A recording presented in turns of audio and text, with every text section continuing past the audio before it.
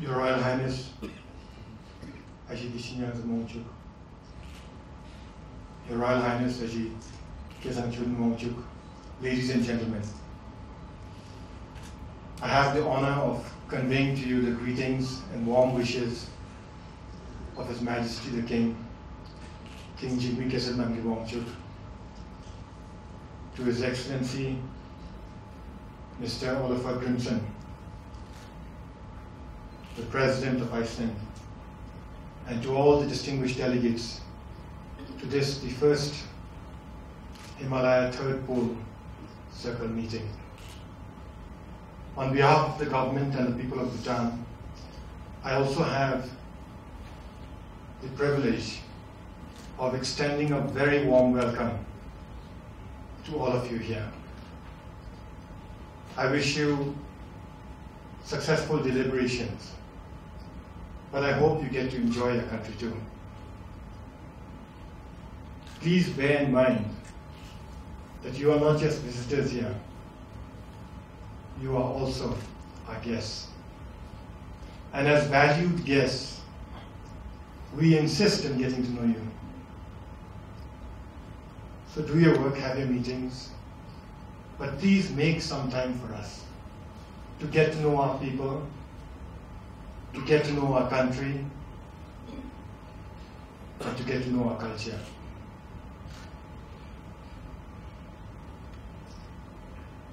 I am especially happy to welcome President Grimson to our country. His Excellency is the architect of the Third Pole Circle, and as its chief driving force, he has personally steered the world's attention to the risks of climate change in our region. Our region, the Hindu Kush Himalaya region, now called the Himalaya Third Pole Circle, is a special region. It is special for many reasons and specially different for different people. So it is with me. Here then are my top 10 reasons why I find our region to be special. At number 10, we are the roof of the world. We have the world's tallest mountain, Mount Everest, at 8,848 meters. We have the world's second tallest mountain, K2, and the third tallest mountain, Kanchenjunga. In fact, we have every peak in the world, every mountain in the world that is above 7,200 meters. And there are 108 of them. Put simply, we stand head and shoulders above the rest of the world. Number 9, we are still growing. We may have the tallest mountains, but they are still growing. Growing by about 5 millimeters each year. This, when many mountains in the rest of the world are fast eroding. We are growing because we are young. Our mountains were formed just 55 million years ago. 55 million years ago may seem like a long time, but it is just a fleeting moment relative to the age of the Earth, which is 4.5 billion years. So our mountains were formed very recently when the Indo-Australian plate crossed the Titus Ocean to slam into the Eurasian plate. This intercontinental collision is what formed the mountains. And what keeps our mountains from growing? Or rather, what keeps our mountains growing even today? Number 8, we have virgin mountains. Bhutan alone has 20 unconquered peaks. The tallest of them and the tallest unclimbed mountain in the world is Gangkhar-Pinsum, located on the China-Bhutan border. It's a wonder that today, in this age of unbridled consumption, we have managed to keep people from defiling this magnificent 7,570-meter mountain. Number 7, we have Shangri-La. In 1933, when James Hilton described Shangri-La in his book, Lost Horizons, he was inspired by our region. 8 decades on, much of our region, our lands, our people, our traditions, our values, are still timeless, are still that Shangri-La that James Hilton had celebrated. Number 6, we have gods. Thousands of gods and goddesses, Buddhas and Bodhisattvas, deities and spirits have taken up residence in our region. Consider Mount Kailash, thankfully also left unconquered. Mount Kailash is revered by Hindus and Jains, Buddhists and the Bon. And 2 very influential gods have made their home on Mount Kailash. The powerful Lord Shiva and the blissful Buddha Chakrasambhava. Number 5, we have treks. In fact, we have the world's best treks. Our region offers a range of treks through some of the world's most spectacular landscape. This indeed is trekker's paradise. We offer everything, from mild day hikes in our valleys, to moderate excursions along our rivers, to mad, mind-boggling treks on our high mountains. Number 4, we have hotspots. 4 of the world's biological hotspots are in our region. But because our elevations range from 60 meters above sea level all the way up to above 8,000 meters, and because our region is so close to the tropics, we have been blessed with an abundant natural resources. Our lush plains, our hot tropical jungles pass on through cool temperate forests, and they give way to frigid alpine pastures, sometimes all within a distance of just 25 kilometers as the crow flies. Number 3, we have the Yeti. I haven't seen the Yeti. And people who have seen the Yeti have not been able to provide credible evidence. But the Yeti does exist. Take my word for it. But elephants and rhinos and buffaloes roam our region freely. And so do big cats and primates and bears. And the blue sheep, and the takin, and the red panda. Our tigers have been spotted in the lush plains, as well as the high mountain pastures, as high as 4,200 meters. If you were to go above that, you'd find the elusive snow leopard. And if you were to go above that still, you may find that very elusive Yeti. Number one, we have wonderful people.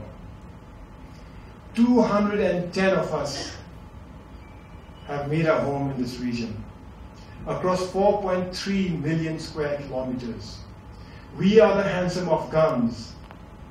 We are the sturdy Sherpas. We are the wise yogis and the wizened monks. Our diverse people, still living in ethnic communities, together, speaking 600 languages and countless dialects, is the reason why our people is the number one reason why I find our region special. Our region is special, and we must protect it. Look, I live here. I was born here, I grew up here, and I'm happy here. So I have a vested interest in protecting our region, for myself, for my children, and their children. But we have our challenges. Challenges that threaten our region. Challenges that threaten our existence. I see three types of challenges. The first type of challenge is socio-economic. Poverty, illiteracy, unemployment, poor health care. These are some of them. But these challenges are big. And even if they are big, they are local in nature. And if a country is determined, that country should be able to solve these problems fairly quickly. We have been very fortunate in Bhutan. Our benevolent kings have ensured that our economic growth is slow, is deliberate, and in our own terms, so that they have not interfered in the unprecedented social progress that we in Bhutan take for granted today. The second challenge, the second type of challenge, is ecological. Deforestation, pollution. These are some of the challenges. These challenges are also big, but they are also local in nature. So if a government is determined, is seriously determined, and is willing to make immediate sacrifices, these problems can be solved too. Here too in Bhutan, we have been exceptionally fortunate. Our enlightened kings have religiously implemented a policy that strives to carefully balance economic growth with social progress and inclusiveness and sustainability and good governance. This, in a sense, is what we call gross national happiness. And it is this unique development philosophy that has kept most of our environment pristine. Today, 72% of our land is under forest cover.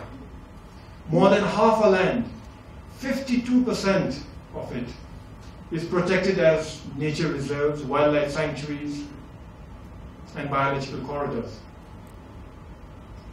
And we have pledged to the world to remain carbon neutral for all time to come. The third type of challenge is climate change. Massive flooding, severe droughts, disease, famine. These are but some of the results of climate change and extreme weather. These are huge challenges, and they are international in scope. No one country can fight climate change. We have to act together. We have to act together because the international community still has not decided how climate change will affect our region. A report by the Intergovernmental Panel on Climate Change had warned that our glaciers will disappear by 2035. Shortly thereafter, another study, this one by the University of Colorado in Boulder, has claimed that our ice is not really melting, and that some of our glaciers are in fact growing. We have to work together. Because regardless of what these pundits may say, the fact of the matter is that in Bhutan our glaciers are retreating. Our glaciers are retreating so rapidly that we have had to claw our way through rocky moraine to bring down the level of our glacial lakes so that they do not breach their dams and flood our ecosystem. We have to work together, because regardless of what the experts say, the fact of the matter is that in Bhutan, temperatures are rising. Our valleys are noticeably warmer, and the mountains that surround the valleys, the snow is noticeably absent. We have to work together, because thinking globally and acting locally is not enough. We've tried this in Bhutan. We have made tremendous sacrifices to act locally. And while individual efforts are still important, they cannot stand up to the onslaught of climate change. To stand up to climate change, we must work together. We must think globally and act regionally. Our entire region must come together, to work together, to be heard together, to fight together. Only then will we have a chance of standing up to climate change. Only then will we have a chance of controlling the rising temperatures in our region. It's easy for me to control my temperature. If it increases by 1 degree centigrade, I feel uncomfortable, but I don't do anything about it. If it increases by 2 degrees centigrade, I have a fever. I pop in a paracetamol and voila, I'm better. My temperature is back down. We humans are fairly resilient, but our planet isn't. Increases in temperature caused by climate change cannot be reversed easily. There is no paracetamol for climate change. An increase in 1 degree centigrade will undermine the livelihood of millions of people. An increase in 2 degrees centigrade would be disastrous. Our glaciers would melt, they'd cause severe flooding, and entire ecosystems would be damaged. In the process, hundreds of millions of people would suffer hunger and disease. Climate change is not a sick fever. Climate change is slow poison. Slow poison that cannot be reversed easily. To fight climate change, to fight slow poison, we need to act now, and we need to act on a war footing. We need to act together. As we Bhutanese say, we need to think and act as one. The status quo is not an option.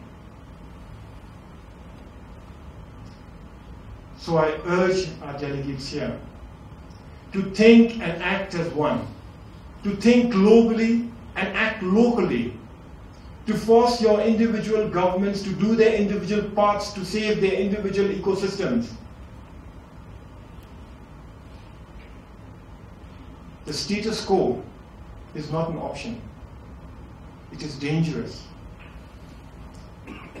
So I implore the distinguished delegates here, to think and act as one, to think globally and act regionally, to join forces as a third circle bloc, to fight together, to be heard together, to demand for action together, to fight together to save our region, to save Shangri-La, to save the roof of the world, to fight together to save our people, to save our gods, to save our goddesses, and to save that elusive Yeti. Thank you very much. Tshering Tobgay.